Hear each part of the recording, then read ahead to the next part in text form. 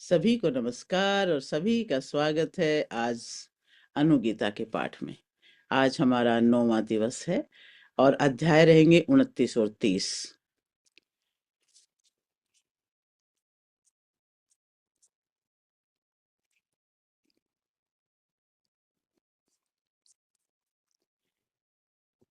परशुराम द्वारा क्षत्रिय कुल का संहार आज के अध्याय में हम पढ़ेंगे। आज पहले ही श्लोक में ब्राह्मण कहते हैं, हे भामिनी, इस विषय में भी एक प्राचीन इतिहास दिया जाता है जो कार्तवीर्य अर्जुन और समुद्र के संवाद के रूप में प्रसिद्ध है। यहाँ ब्राह्मण स्पष्ट कर रहे हैं कि जो बात अभी कही जा रही है वो कल्पना नहीं बल्कि जीवन सत्य है जिसे इतिहास के माध्यम से समझाया जा रहा है। ये अध्याय कथा नहीं, चेतावनी है। जैसे गुरु किसी शिष्य को समझाने के लिए कहते हैं कि ये बात मैंने किसी और के साथ होते देखी है, वैसे ही यहाँ पर ये कथा आत्मा को सावधान करने के लिए दी जा रही है। पूर्व काल में कार्तवीर्य अर्जुन नाम का एक राजा था जिसकी 1000 भुजाएं थी। उसने केवल धनुष बाण के बल से समुद्र तक की पृथ्वी जीत ली थी। कार्तवीर्य असीम शक्ति का प्रतीक है। यहाँ पर 1000 भुजाएं क्या है? अपार सामर्थ्य। और समुद्र तक पृथ्वी जीतना यानी बाह्य विजय की चरम सीमा। लेकिन यहां ध्यान दे, उसकी विजय धनुष से थी, ध्यान से नहीं थी। अब ये श्लोक ये बता रहा है कि बाह्य शक्ति कितनी भी बड़ी क्यों न हो, यदि भीतर विवेक नहीं है तो वह शक्ति अहंकार बन जाती है। अब आज के समय में अधिक पैसा आ जाए, पद आ जाए, ज्ञान, फॉलोवर्स मिल जाए, यदि इनके साथ भी विनम्रता यदि नहीं रखी तो ये 1000 भुजाओं वाला अहंकार बन जाता है। एक दिन वो राजा समुद्र के किनारे घूमते हुए अपने बल के घमंड में आकर के सैकड़ों बाण समुद्र में चला देता है। अब राजा शत्रु से नहीं लड़ रहा, रक्षा में नहीं है, किसी आवश्यकता में नहीं है, फिर भी बाण चला रहा है, शक्ति का दुरुपयोग कर रहा है। यहाँ पर समुद्र क्या है? प्रकृति, धैर्य, अनंतता, संभाव। और राजा का बाण चलाना क्या हुआ कि मैं इतना शक्तिशाली हूं कि अनंत को भी चुनौती दे सकता हूं। अब वही बात हो जाती है कि बिना कारण कठोर बोलना, कमजोरों पर शक्ति दिखाना, प्रकृति, परिवार और समाज को नुकसान पहुंचाना, ये वही कार्य कर रहा है। समुद्र प्रकट होकर राजा को नमस्कार करता है और कहता है, वीरवर, मुझ पर बाण मत चलाओ, बताओ मैं तुम्हारे लिए क्या करूं। तुम्हारे बाणों से मेरे भीतर रहने वाले जीव मारे जा रहे हैं, उन्हें अभय दो, उन्हें निर्भय करो। अब यहाँ ध्यान देने वाली बात है कि समुद्र प्रतिरोध नहीं करता, समुद्र युद्ध नहीं करता, समुद्र अहंकार में नहीं है, करुणा से बोलता है। तो इससे ये पता चलता है कि प्रकृति, धर्म, सत्य कभी अहंकार से नहीं लड़ते, वे चेतावनी देते हैं।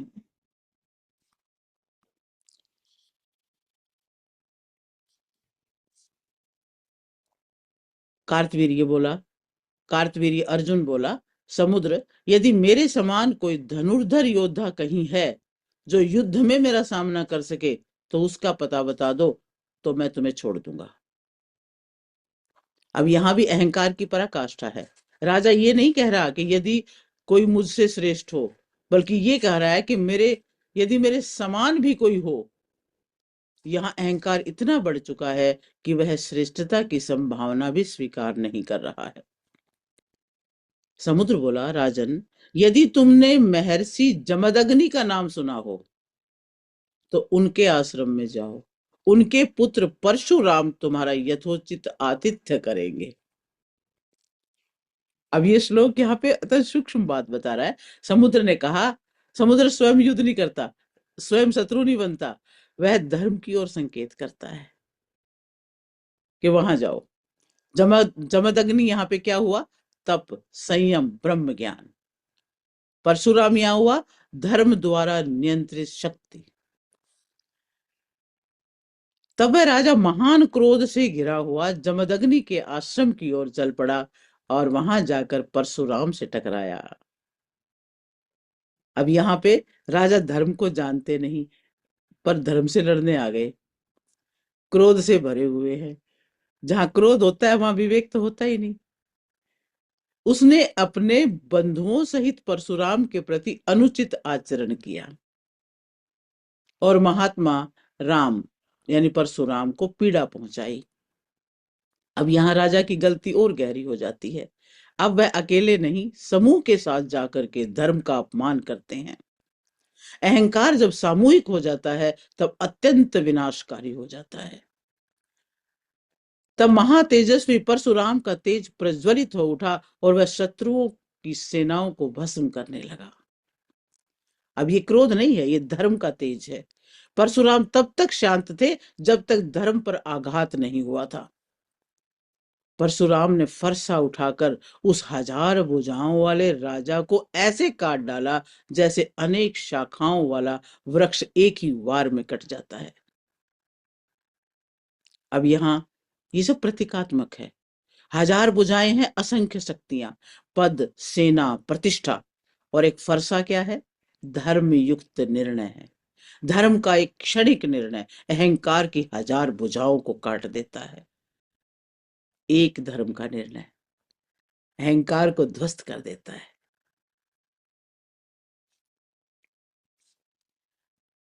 अब राजा के मारे जाने पर उसके सभी बंधु बांधव तलवारें और शक्तियां लेकर चारों ओर से परशुराम पर टूट पड़े। यहाँ अहंकार का वंश प्रकट हो रहा है। राजा मर गया, लेकिन उसका अहंकार, उसकी सत्ता लिप्सा, उसकी अहिंसक प्रवृत्ति परिवार और अनुयायियों में जीवित है। अहंकार कभी अकेला नहीं होता, परिवार समेत होता है और एक विचारधारा बनकर लौटता है। एक अहंकारी नेता गिरता है पर उसकी मानसिकता उसके समर्थकों में बची रह जाती है। जब किसी गलत व्यक्ति को जब हटाया जाता है लेकिन उसकी सोच को नहीं बदला जाता तो समर्थक वही संघर्ष दोहराते हैं। परशुराम ने भी धनुष उठाया, रथ पर चढ़े, बाणों की वर्षा की और राजकीय सेना का संहार करने लगे। यह क्रोध की प्रतिक्रिया नहीं, धर्म की रक्षा है। परशुराम अब व्यक्तिगत नहीं, धर्म रक्षक के रूप में है। धर्म जब बार बार चुनौती दी जाती है, धर्म को जब बार बार चुनौती दी जाती है तो वो मौन नहीं रहता। परशुराम के भय से पीड़ित होकर कुछ क्षत्रिय लोग ऐसे भागे जैसे सिंह से डरकर मृग पर्वत गुफाओं में छिप जाते हैं। यहाँ ये डर शारीरिक नहीं, ये डर है धर्म की याद का, आत्मग्लानि का, अपने कर्तव्य त्याग का। डर के कारण उन्होंने अपना क्षत्रिय धर्म छोड़ दिया और ब्राह्मणों का दर्शन न करने से ये धीरे धीरे शूद्रवत हो गए। यहाँ जाति परिवर्तन नहीं बल्कि धर्म पतन का कारण है। द्रविड़, आभीर, पुंड्रू और शबरों के साथ रहकर वे क्षत्रिय अपने धर्म से गिरकर शूद्र अवस्था को प्राप्त हो गए। यहाँ किसी समुदाय का अपमान नहीं है, अर्थ ये है कि सत्संग से गुण आते हैं और कुसंग से गुण गिर जाते हैं। क्षत्रिय मारे जाने पर ब्राह्मणों ने नियोग से संतान उत्पन्न की, लेकिन परशुराम ने उन्हें भी मार डाला। 21 बार संहार करने के बाद दिव्य आकाशवाणी हुई। यहाँ प्रतीक क्या हुआ? 21 पूर्ण चक्र बन जाता है, अर्थात धर्म का कार्य पूर्ण हुआ, अब करुणा का समय है। आकाशवाणी क्या हुई कि हे परशुराम, अब रुक जाओ, बार बार हत्या से क्या लाभ। यहाँ ईश्वर भी रोक रहा है, अर्थात धर्म भी अति में अधर्म बन जाता है। अब ऋचिक आदि पितामहों ने भी परशुराम को रुकने के लिए कहा। यहाँ पे अर्थ ये निकलता है कि ईश्वर, गुरु, पितर तीनों रोकें तो समझना चाहिए कि विवेक की सीमा आ गई है। परशुराम बोले, पिता वध सहन नहीं, मुझे मत रोको। ये परशुराम सबसे मानवीय क्षण है। ये दिखाता है कि महान पुरुष भी भावनात्मक चोट से क्षणिक अंधे हो सकते हैं। अब पितरों ने कहा, तुम ब्राह्मण हो, राजाओं का वध तुम्हारे योग्य नहीं है। अब यहाँ पे ये अंतिम सत्य सामने आ रहा है। भूमिका है भ्रम, भूमिका भ्रम का विनाश लाता है। परशुराम ब्राह्मण है, ज्ञान और तप का प्रतीक है। क्षत्रिय कर्म जो है वो स्थायी नहीं है। अहंकार मरता नहीं, फैलता है। डर कर्तव्य को नष्ट कर देता है और धर्म त्याग पतन का कारण बनता है। यानी परिवर्तन के बाद भी यदि वृत्ति वही रहे तो उच्छेद आवश्यक है। धर्म की भी सीमा है, करुणा विवेक से ऊपर नहीं। अब परशुराम जी अधर्म का नाश कर रहे थे। यदि क्षत्रिय अहंकार, हिंसा, अन्याय में डूब चुके थे तो फिर उसे रोकने की आवश्यकता क्यों पड़ी? क्या धर्म का कार्य रोकना उचित था? अब बाह्य दृष्टि से इसको देखें तो ये कथा हिंसा जैसी प्रतीत होती है, लेकिन अनुगीता यानी ब्राह्मण गीता की दृष्टि से बाह्य नहीं, आंतरिक है। ये ग्रंथ घटनाओं का वर्णन नहीं बल्कि चेतना की अवस्था का निरूपण करता है। अब इस अध्याय में जो परशुराम का युद्ध दिखाई देता है, लेकिन अगले अध्याय में बताया जा रहा है कि ये युद्ध क्षत्रियों का नहीं है बल्कि क्रोध से उत्पन्न हुआ था। परशुराम का फरसा केवल बाह्य शत्रुओं पर नहीं, अंदर के असंतुलन पर भी चला। अब पितामह क्यों रोकते हैं? पितामह ऋषि परशुराम को ये नहीं कहते कि तुम गलत हो। वे कहते हैं अब आगे बढ़ने का मार्ग हिंसा नहीं बल्कि ध्यान और तपस्या है। क्यों? क्योंकि हिंसा से अहंकार का नाश नहीं होता, हिंसा से वृत्ति दबती है, मिटती नहीं है, हिंसा से चित्त शुद्ध नहीं होता। फिर अध्याय 30 में राजा अलर्क का उदाहरण दिया गया है। वो भी पहले बाहरी विजय करता है, फिर समझता है कि मन ही सबसे बड़ा शत्रु है और अंततः ध्यान योग के द्वारा मन, इंद्रियों और बुद्धि को जीतता है। और यही उदाहरण परशुराम को दिया गया। परशुराम को इसलिए रोका गया क्योंकि क्रोध धर्म नहीं है, चाहे कारण सही ही क्यों न हो। हिंसा चेतना को शुद्ध नहीं करती। बाहरी शत्रु सीमित हैं, लेकिन आंतरिक शत्रु अनंत हैं। जब साधक तप, ध्यान और विवेक के योग्य हो जाता है, तब हिंसा उसका मार्ग नहीं रहती। ये कथा हिंसा नहीं, चेतना की शुद्धि है। कथा हमें रोकने की शिक्षा देती है। कथा हमें अंदर मुड़ने की कहती है। कथा कहती है अब फरसे नहीं, ध्यान उठाओ। अधर्म का नाश तलवार से हो सकता है, लेकिन आत्मा का उद्धार केवल ध्यान से। अब 30वें अध्याय में अलर्क का ध्यान योग है। बाह्य विजय से अंत विजय तक की यात्रा है। पितरों ने कहा, हे ब्राह्मण श्रेष्ठ, इसी विषय में एक प्राचीन इतिहास है। उसे सुनकर तुम्हें भी वैसा ही आचरण करना चाहिए। पितामह परशुराम को आदेश नहीं दे रहे, दृष्टांत दे रहे हैं। एक कथा के माध्यम से समझा रहे हैं। ये भारतीय परंपरा है। सीधे मत करो नहीं कहना, बल्कि देखो किसी ने क्या किया। बता रहे हैं, अलर्क नाम के एक राजर्षि थे। वे अत्यंत तपस्वी, धर्मज्ञ, सत्यवादी, महात्मा और दृढ़व्रती थे। यहाँ राजर्षि शब्द बहुत महत्वपूर्ण है। राजर्षि बाहर से राजा और भीतर से ऋषि। अलग सत्ता में थे पर सत्ता से बंधे हुए नहीं थे। राजा होना बाधा नहीं है, अहंकार होना बाधा है। कोई भी अधिकारी, कोई भी गृहस्थ, कोई भी शिक्षक अगर भीतर से सत्यनिष्ठ है तो वह भी राजर्षि के मार्ग पर ही है। उन्होंने धनुष के बल पर समुद्र पर्यंत पृथ्वी जीत ली। ऐसा कठिन कर्म करके फिर उनका मन सूक्ष्म तत्व की ओर चला गया। उन्होंने बड़े बड़े कर्मों को त्याग दिया और वृक्ष के नीचे बैठकर सूक्ष्म तत्व पर विचार करने लगे। और अलर्क बोले, मुझे मन से ही बल मिला है। मन को जीत लेने पर ही स्थायी विजय है। मैं इंद्रिय रूपी शत्रुओं से घिरा हूं, इसलिए बाहर नहीं, भीतर के शत्रुओं पर बाण चलाऊंगा।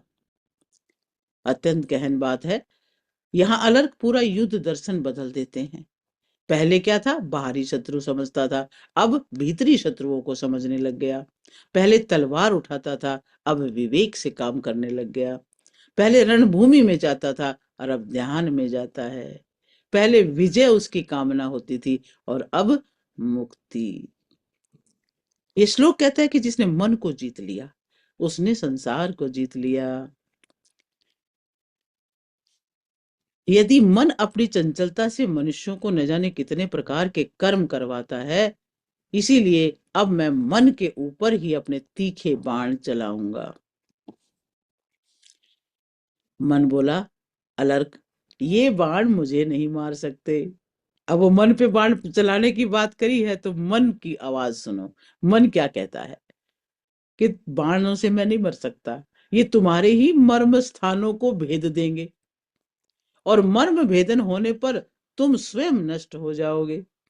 अब यहाँ मन बहुत बड़ा रहस्य खोलता है। मन कहता है तुम मुझे जबरदस्ती दबाओगे तो टूट जाओगे। मन को मारने की कोशिश आत्मघात है। अब मन का ये कथन बताता है कि मन शत्रु नहीं, मन उपकरण है, मन एक टूल है। यदि क्रोध को दबाओगे तो विस्फोट होगा, इच्छा को कुचलोगे तो अवसाद होगा, डिप्रेशन आ जाएगा। और यदि डर को अगर नकार दोगे कि डर नहीं लगता, दूर से ऊपर से हम कहते हैं ना मुझे कोई डर नहीं लगता, लेकिन अंदर में तो है। अगर डर को आप नकार दोगे तो चिंता पैदा हो जाएगी। ये मर्म भेदन है। आज लोग कहते हैं भावनाएं मत रखो, कुछ महसूस मत करो, पर परिणाम क्या होता है, डिप्रेशन, एंजाइटी, टूटन। मन सही कहता है कि गलत बाण चला रहे हो। मन कहता है ऐसे बाण खोजो जिनसे तुम मुझे जीत सको, मारे बिना। मन स्वयं बता रहा है मुझे दबाओ मत, मुझे समझो। और यही आगे चलकर ध्यान योग का सूत्र बन जाता है। ये सुनकर अलर्क ने विचार किया, फिर अगला निर्णय किया। यहाँ सबसे बड़ा साधक गुण दिखता है, विचार करने की क्षमता। अलर्क जिद नहीं करता, क्रोध नहीं करता, ठहर कर सोचता है। साधना में गति नहीं, विवेक से आगे बढ़ा जाता है। जो व्यक्ति तुरंत प्रतिक्रिया नहीं देता, ठहर कर सोचता है, वही सही निर्णय लेता है, वही स्वयं को बचाता है। अलर्क बोले, नासिका अनेक सुगंधों को सूंघ कर फिर उन्हीं की इच्छा करती है। अब मैं नासिका पर बाण चलाऊंगा।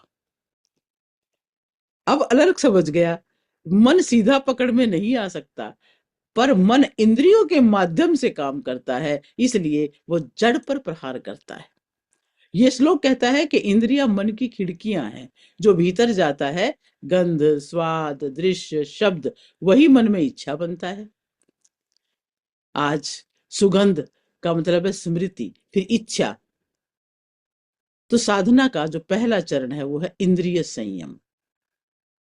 समस्या मन की चंचलता है, मन को दबाया नहीं जा सकता। जबरदस्ती साधना आत्मघात है। विवेक से साधना आगे बढ़ती है। इंद्रिय संयम ही ध्यान का द्वार है।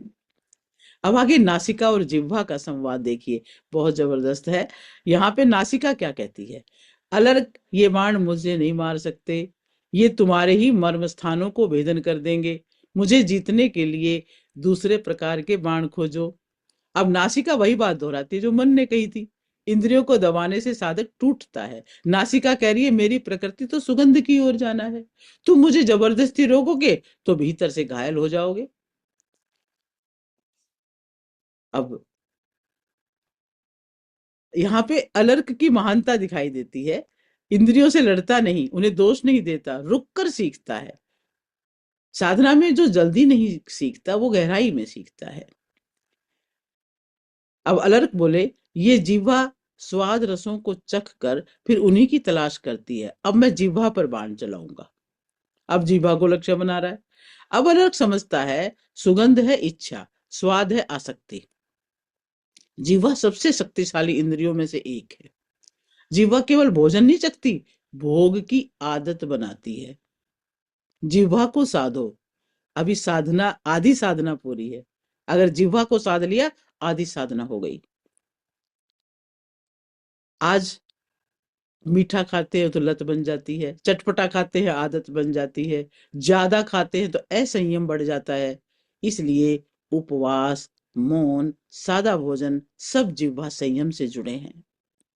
जीवा बोली, अलर्क, तुम मुझे नहीं मार सकते, ये बाण तुम्हें ही चोट पहुंचाएंगे, मुझे जीतने का कोई दूसरा उपाय खोजो। अब जीवा भी सत्य कहती है, दमन से मुक्ति नहीं आती। यदि कोई जबरदस्ती भूखा रहे, भीतर से लालसा को दबाए, तो परिणाम क्या होगा? क्रोध आएगा, असंतुलन होगा, बीमारी होगी। तो इंद्रियां कह रही हैं, हमें साधो, कुचलो मत।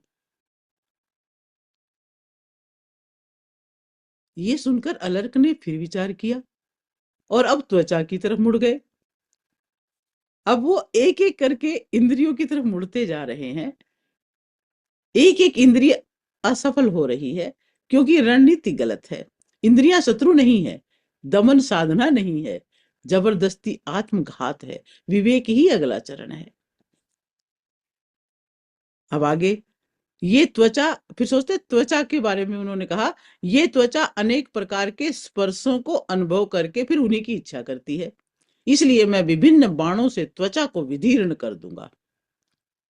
अब अलर्क स्पर्श सुख पर ध्यान देता है।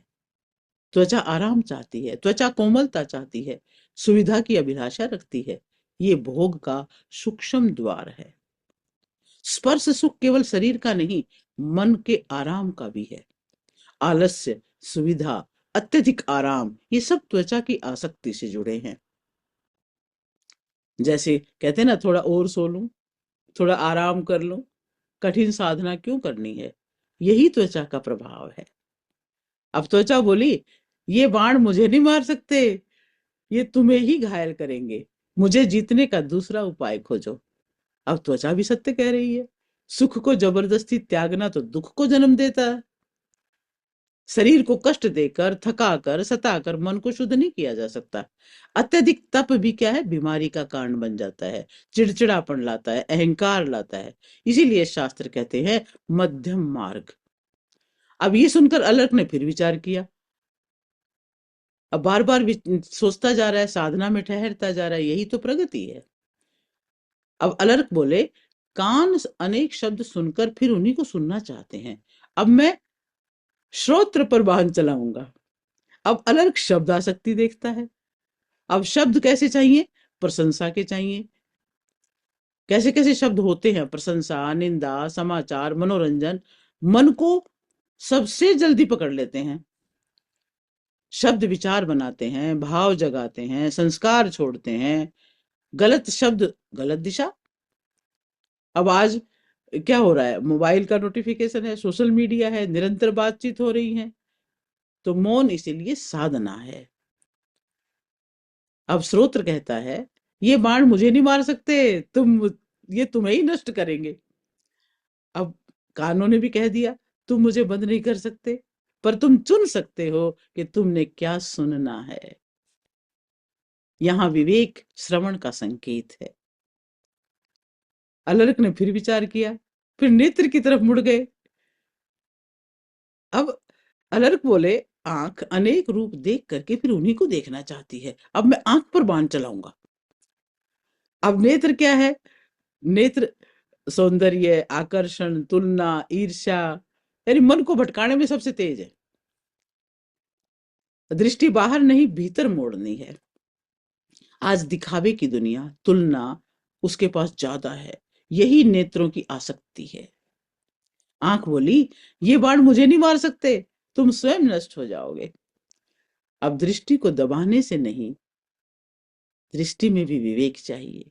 दृष्टि को दबाने से अंधापन नहीं, बोध चाहिए। अब भावार्थ ये है, अलर्क ने फिर से विचार किया और फिर बुद्धि की तरफ मुड़ गए। अब अलर्क समझ चुका है, इंद्रिया नहीं, निर्णय केंद्र समस्या है।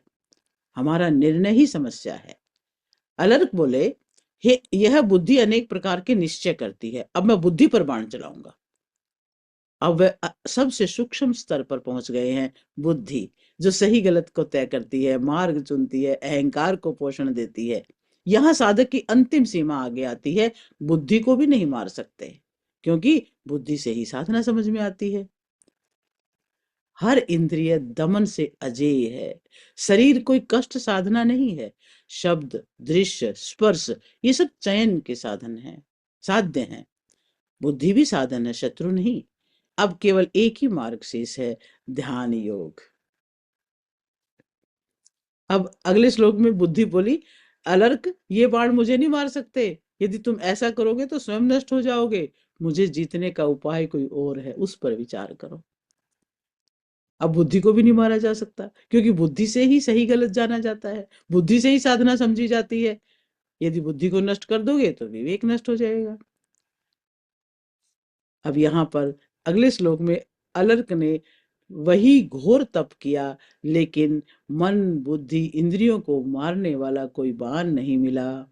यह स्पष्ट है कि तपस्या भी यदि उद्देश्य गलत हो तो निष्फल हो जाती है। तप साधन है, समाधान नहीं। यदि तप अहंकार से, संघर्ष से और दमन से किया जाए तो वो मुक्ति नहीं देता।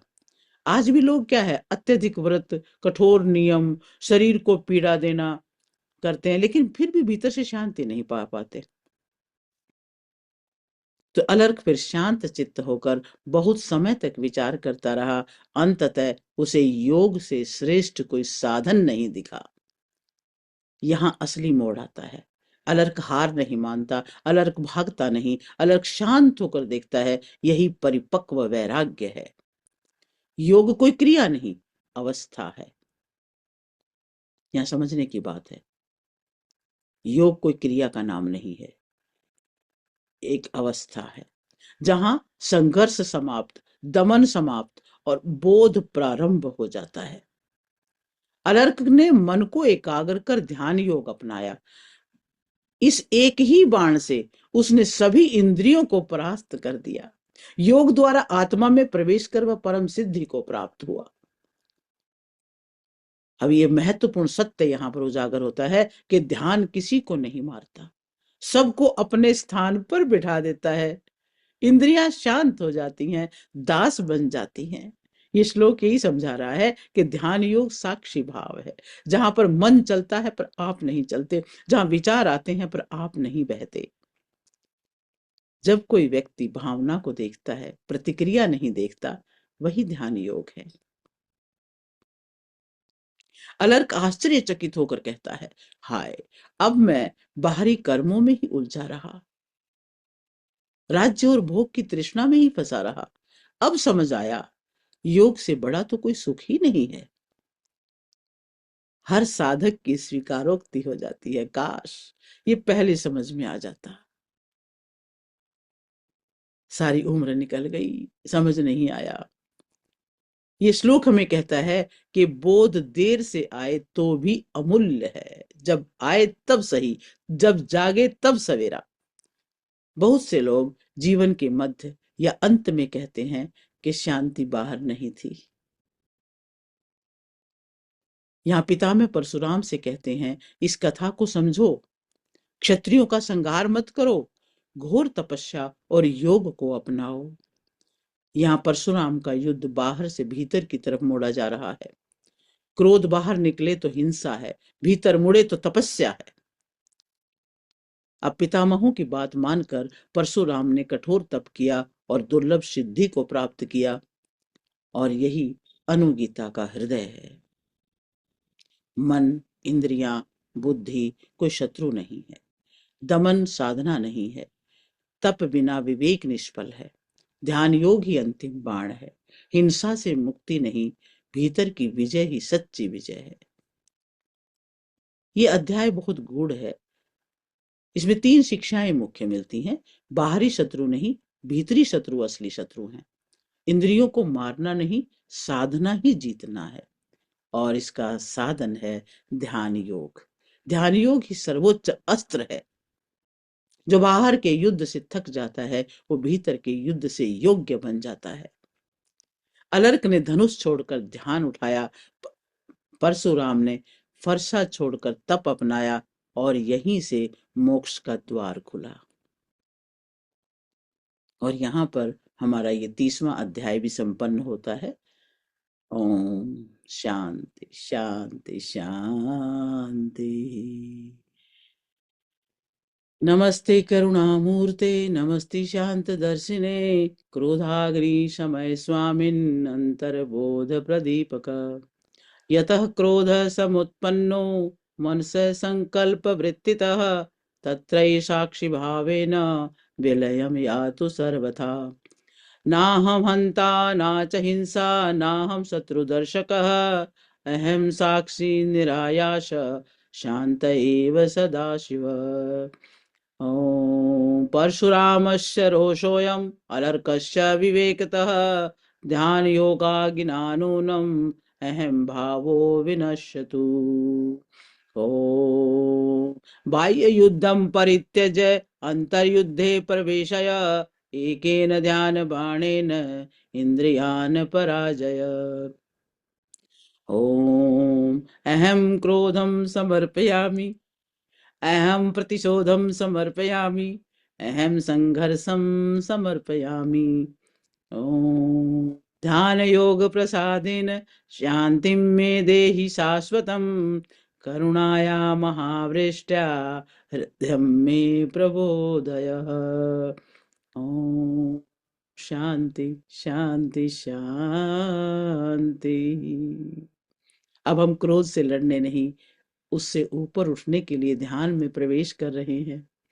अभी आप सब एक सुंदर से ध्यान के अंदर थोड़ी देर बैठेंगे और ये ध्यान क्रोध से करुणा की तरफ, बाह्य युद्ध से अंतः विजय की तरफ और अहंकार से ध्यान योग की यात्रा है। आप सभी आराम से बैठेंगे, आंखें कोमलता से बंद कर लें, शरीर को ढीला छोड़ दें। आज कुछ भी बदलने का प्रयास न करें, बस देखना है, समझना है और उतरना है। आंखें बंद, मन सहज, श्वासों की गति सहज। गहरी सांस लें, उसको भी देखें कि किस तरह की श्वास अपने अंदर जाकर के हमें शुद्ध कर रही है, ऊर्जा से भर रही है। श्वास धीरे धीरे छोड़े, अंदर की सारी गंदगी को बाहर छोड़ दें।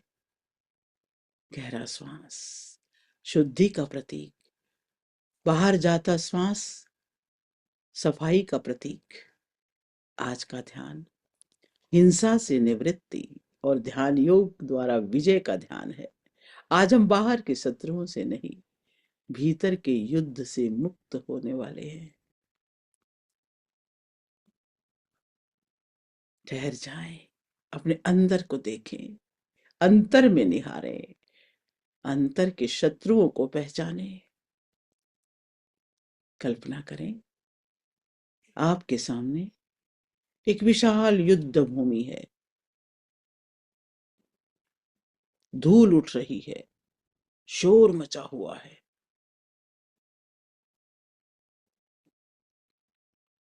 क्रोध से भरा आकाश,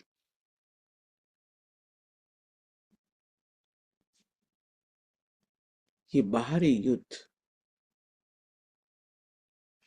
असल में भीतर का युद्ध है। अनुभव कीजिए क्रोध की अग्नि, प्रतिशोध की ज्वाला, मैं ही सही हूं इसका भाव। इन सब को भीतर से पहचान लें।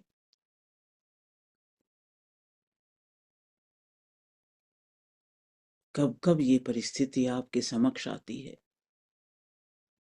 जहां ये भाव जागते हैं, क्रोध आता है, प्रतिशोध जगता है।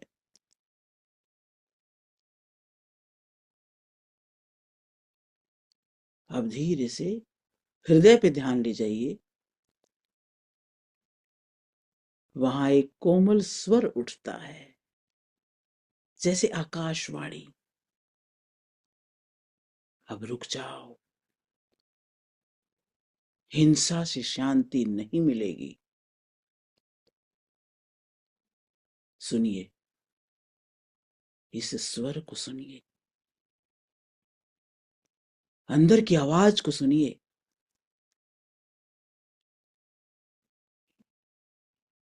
आपका आत्मदीप आपको जगा रहा है। बाहर से नहीं, अंतर्यामी से आवाज आ रही है। आत्म अंतर्यामी से आवाज आ रही है।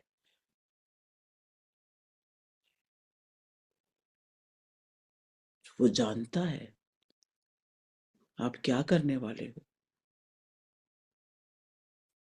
अब अपने भीतर उस फरसे को देखें जो परशुराम ने उठा रखा था, आप सब ने भी उठा रखा है। उस फरसे को देख लें जो दूसरे को नहीं, अपने अहंकार को काट रहा है। काट डालें, अहंकार को नष्ट कर डालें। धीरे से मन ही मन कह दें, मैं प्रतिशोध नहीं चुनता, मैं धर्म का रूप करुणा को चुनता हूं।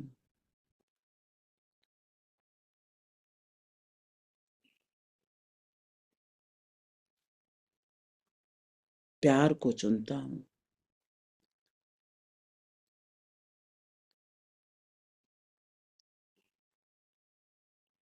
परशुराम का फरसा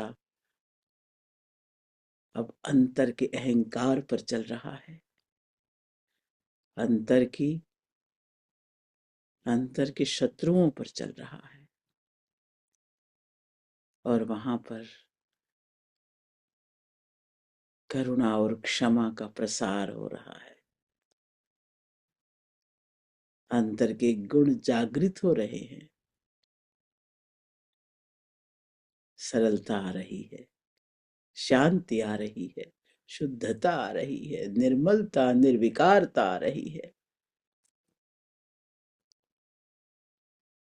अब अलर्क की यात्रा, धनुष से ध्यान तक की यात्रा, अब दृश्य बदलता है। एक शांत वन, एक कल्पना करें, शांत वन, एक वृक्ष के नीचे आप स्वयं बैठे हैं। आपने बाहरी युद्ध छोड़ दिया है, भीतर की ओर मुड़ चुके हैं। अपने मन में कहिए, अब मैं बाहर के शत्रुओं से नहीं लड़ूंगा, अब मैं भीतर के विक्षेपों को देखूंगा।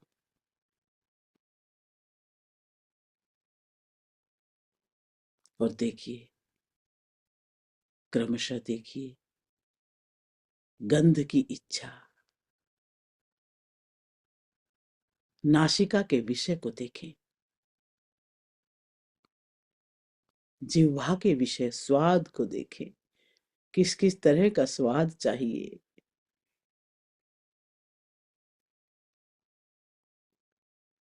स्पर्श की लालसा, आपकी त्वचा के सुख को देखिए। लालसा, शब्दों की खींच, कौन कौन से शब्द निकल रहे हैं मुख से। आंखों का विषय, रूप की तृष्णा को देखें। पांचों इंद्रियों के विषय को गहराई से देखें। हर इच्छा उठती है, इच्छा जागती है अंदर, और आप उसे बिना रोके, बिना दबाए देखें। उठती है तो उठती है, देखें, उठने दे। अब मन को देखें, भाग रहा है, योजनाएं बना रहा है। आप उससे लड़े नहीं, बस देखें और कह दे, मैं तुम्हें मारने नहीं आया, मैं तो तुम्हें देखने आया हूं। और अब ध्यान दें, जैसे ही देखने का भाव आता है, मन धीरे धीरे शांत होने लगता है। बस देखें मन के भावों को, मन की इच्छाओं को। जब किसी चीज को देखते हैं तो वहां सतर्कता आती है, शांति आती है। शांत होकर देखेंगे तो शांत ही हो जाएगा। अब इसी साक्षी भाव में ठहर जाएं। इंद्रिय, मन, बुद्धि, इन सातों को देखते रहे, समझ जाए।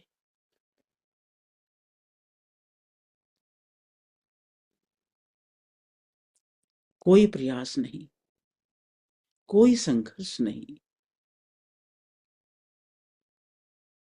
सिर्फ श्वास का साक्षी बनिए। श्वास लेते रहें, गहरे लेते रहें, अंदर तक। वही सभी शुद्धिकरण कर देता है। गहरे श्वास, अंदर श्वास गया, एक शुद्धि की किरण अंदर गई, पूरे शरीर में, सभी इंद्रियों में, मन बुद्धि में फैल गई। श्वास बाहर आई, सभी इंद्रियों को शुद्ध कर दिया, मन को भी, बुद्धि को भी। विवेक जागृत हो रहा है। मन कहीं जाए तो बस लौट आइए। यही अलर्क का एकांत बाण है, एकमात्र बाण है। ध्यान योग गहरे में उतरते जाए। बस अपने इन सातों को समझना है, जो हमारे ही अस्त्र हैं। इनका सही उपयोग होता रहे, इस भाव को अच्छे से समझने दे। अनुभव कीजिए, अब इंद्रियां शांत हैं, आंखें शांत हैं, आंखों को ध्यान में आनंद आ रहा है। आपकी कर्णेंद्रिय शांत है, त्वचा शांत है, जिह्वा शांत है, मन बुद्धि भी शांत है, विश्राम कर रहे हैं। और जो इनको देख रहा है वो आप हैं। उस मौन में कुछ मत खोजिए, बस ठहर जाइए।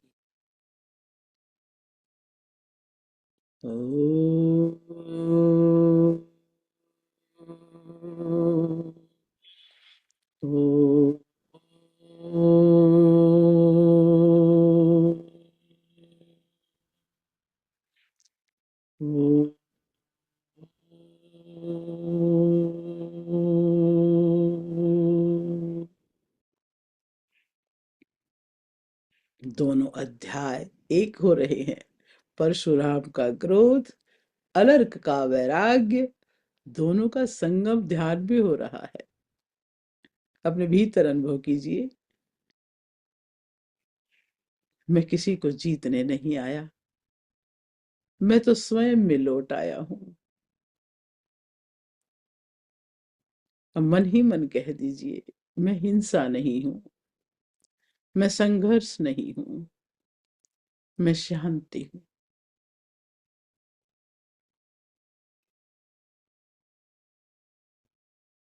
धीरे धीरे श्वास को और गहरा होने दे।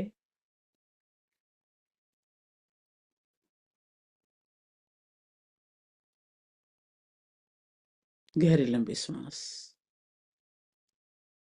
शरीर का बोध आने दीजिए, लेकिन भीतर की शांति ज्यों की त्यों रहने दीजिए। शरीर साधन है, एक हमारा उपकरण है, सही इस्तेमाल करना है। हाथों को, पैरों को, शरीर के प्रत्येक अंग को अनुभव करें और इसमें चलने वाले श्वास को, इस पवित्र करने की प्रक्रिया को संभव अनुभव करें। और मन ही मन कह दें, आज मैंने बाहर का युद्ध छोड़ दिया, आज मैंने भीतर के सत्य को चुन लिया है, जो स्वयं सब जानते हो। आपका आत्मदृष्टा सब देख रहा है।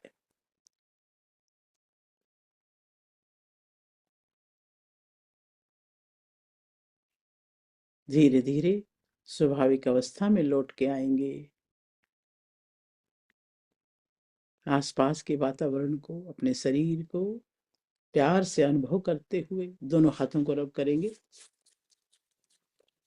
और गरम गरम हथेली अपनी आंखों पे रखेंगे। आज हमने परशुराम का फरसा नीचे रख दिया, अलर्क का ध्यान उठा लिया है और उसी मस्ती में, उसी सत्य में, उसी अनुभव में जिए।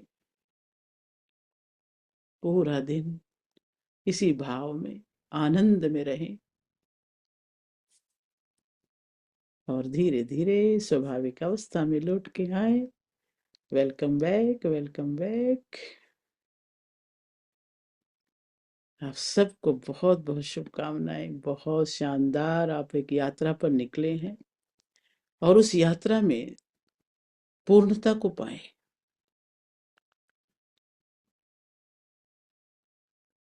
ईश्वर की बहुत बड़ी कृपा है, बहुत शुभ प्रेरणा है ये, शुभ संकेत है ये हमारे लिए। बहुत ही अच्छा लगा, बहुत अच्छा है।